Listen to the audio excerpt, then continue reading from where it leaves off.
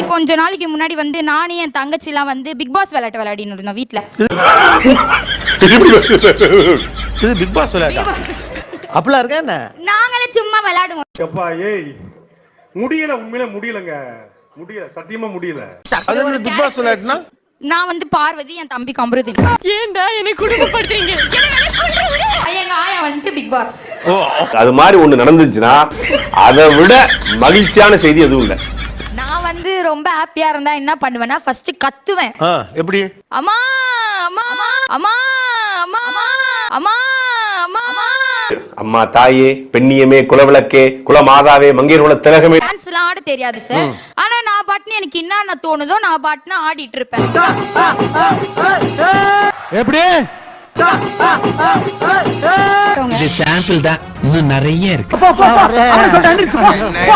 அப்புறம் என்ன கைய நினைச்சிட வேண்டியதானே?